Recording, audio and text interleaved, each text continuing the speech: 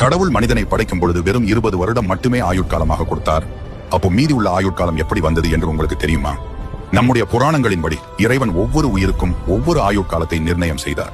கடவுள் முதலில் ஒரு நாயை உருவாக்கி, நான் உனக்கு 20 வருடம் ஆயுட்காலமாக தருகிறேன். நீ வீட்டின் முன் உட்கார்ந்து வருபவர்களையும் போகிறவர்களையும் பார்த்து குறைத்து வீட்டை காப்பாற்ற வேண்டும். மேலும் அவர்கள் மீதம் வைக்கும் உணவுகளை உண்டு வாழ வேண்டும் என்றார்.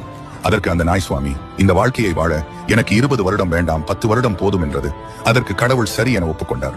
இரண்டாவதாக கடவுள் ஒரு பசுவை உருவாக்கி, நீ மனிதர்களுக்கு விவசாயத்தில் உதவி செய்ய வேண்டும், நல்ல பால் கொடுக்க வேண்டும், அதற்காக உனக்கு 60 வருடத்தை ஆயுளாக தருகிறேன் என்று சொன்னார்.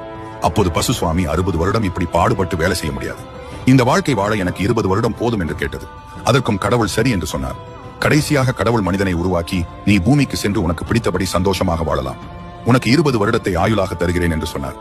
அப்போது மனிதன், சுவாமி, இந்த வாழ்க்கை வாழ எனக்கு 20 வருடம் போதாது, அதனால் பசு வேண்டாம் என்று சொன்ன 40 வருடமும் நாய் வேண்டாம் என்று சொன்ன 10 வருடமும் எனக்கு கொடுத்து விடுங்கள் என்று கேட்டான்.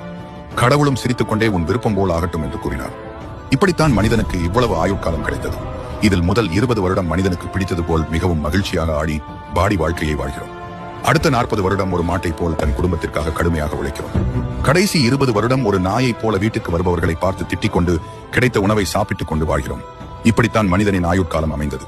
மேலும் இந்த வீடியோவை லைக் செய்து உங்களுக்கு பிடித்த கடவுளின் பெயரை கமெண்டில் பதிவிடவும்.